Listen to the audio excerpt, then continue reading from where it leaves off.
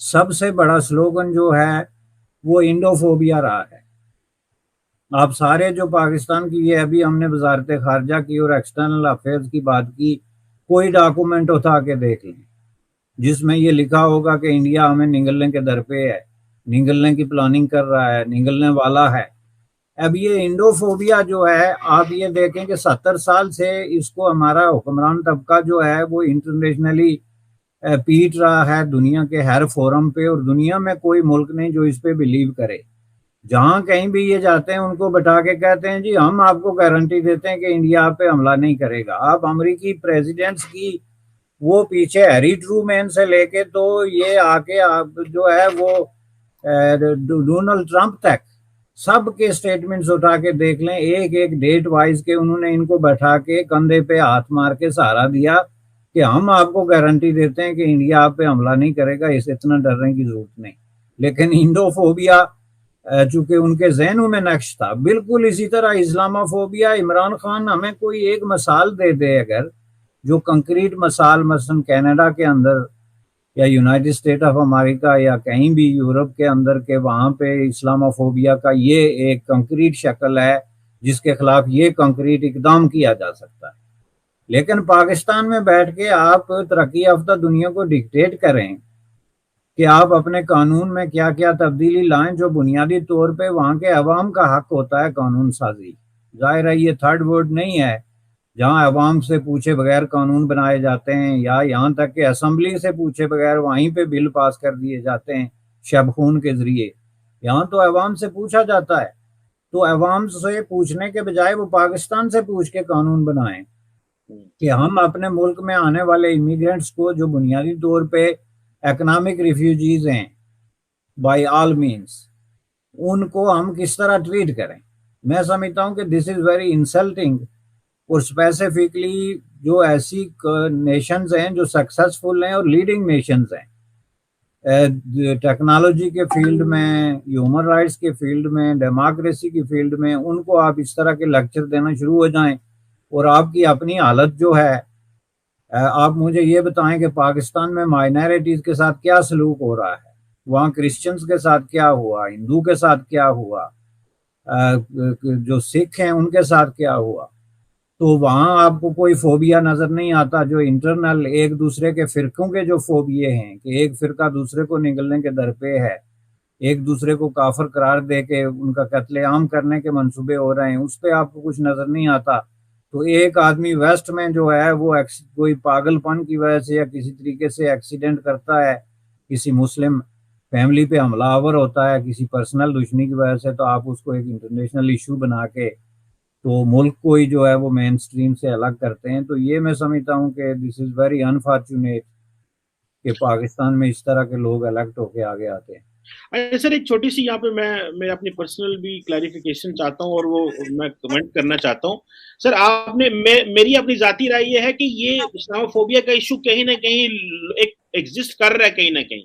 लेकिन मुझे शायद लगता है कि हमें इस डिबेट को नहीं उठाना चाहिए। सर जो आपने बात की, मैं उस पर आपसे कमेंट भी लेना चाहता हूँ, फाइनल क्वेश्चन आपसे।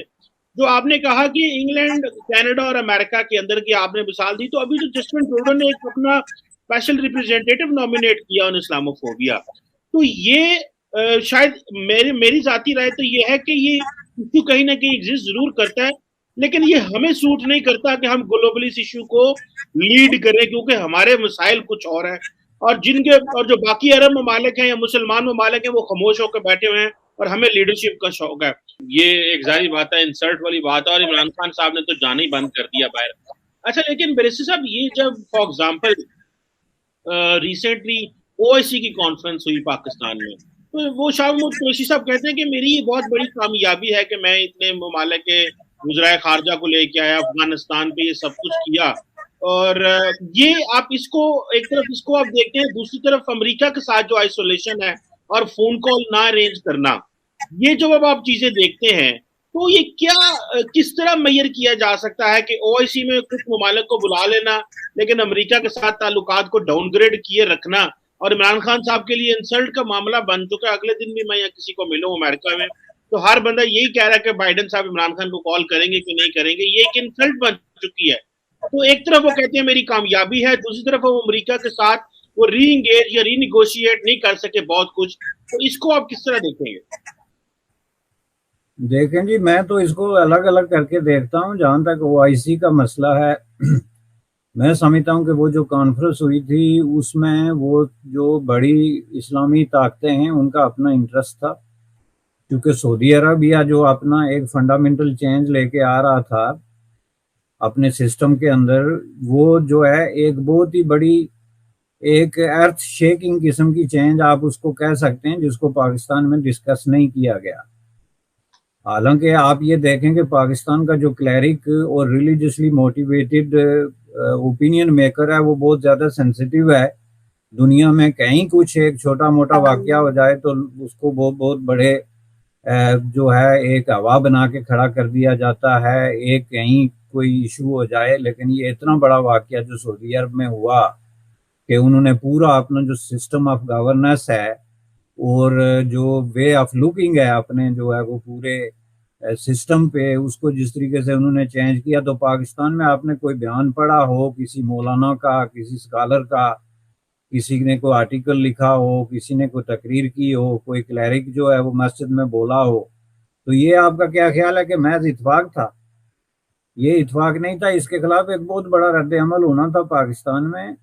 उस रद्द अमल को ही टेस्ट करने के लिए और उसको ही काबू करने के लिए ये जो सऊदी अरब की डिक्टेशन पे इन्होंने वहां पे कॉन्फ्रेंस कराई और ये तासर देने की कोशिश की कि सऊदी अरब जो भी रूप इख्तियार करे, जिस तरह का भी रास्ता हो,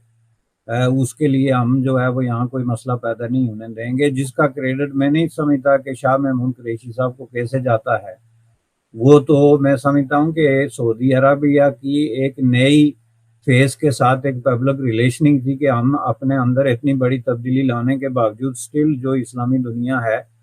उसको लीड करते हैं और उसको डिक्टेट करते हैं। एक बात ये, तो दूसरी तरफ जो है वो मामला रह गया अमेरिका का। तो ये तो एक बहुत बड़ा मैं समझता हूँ कि अब एक चैलेंजिंग शक्ल बन गई है, चूंकि जाहिर है इसका ताल्लुक जो है न्यू वर्ल्ड ऑर्डर जो डेवलप हो रहा है रशिया और चीन के तावन के साथ, उसके साथ बनता है। और उसमें पाकिस्तान जो है वो उसने अपने सारे अंडे जो हैं वो चीन की टोकरी में रख दिए हैं, जैसा कि माजी में उसने ये गलती की हुई थी कि अपने सारे अंडे जो हैं वो वेस्ट की टोकरी में रखे हुए थे, जो उठाते उठाते उसको इतना वक्त गुजर गया कि वो उसके काम के ही नहीं रहे। अब यही सिचुएशन इस वक्त इन्होंने की हुई है। अब आप ये देखें कि वेस्ट की तरफ से एक प्रेशर डेवलप हो रहा है बड़े पैमाने पे कि जो मुल्क चीन की ये रोड एंड बेल्ट और ये सीपैक टाइप मंसूबे हैं उनके साथ मुंसलिक हो रहे हैं, वो अपने आप को अलग करें। तो उसको एक अपॉर्चुनिटी के तौर पे यूज करने के बजाय पाकिस्तान में अब ये है जी कि हम सी पैक का एक नया फेज शुरू कर रहे हैं। अब अगर आप गौर से देखें तो ये फ्रॉड की एक नई शक्ल जो है उसको तरतीब दिया जा रहा है। चूंकि जो पहला फेज था उसमें अब ये जो डॉक्यूमेंट लीक हो रहे हैं उसमें ये जो $50 बिलियन की इन्वेस्टमेंट की बात थी, उसमें से असल बात तो ये सामने आई कि वो अभी तक तो सिर्फ $25 बिलियन भी जो है वो प्रॉपरली उस तरीके से इन्वेस्ट नहीं हुआ, और जो इन्वेस्ट भी हुआ उसकी कोई कंक्रीट शक्ल सामने नहीं आई कि आप लोगों को बता सकें कि $25 बिलियन एक बहुत बड़ी अमाउंट होती है, कि ये कहाँ पे इन्वेस्ट हुई और इसका क्या नतीजा निकला। और दूसरा जो सबसे बड़ा सवाल इसमें ये पैदा होता है कि जो 29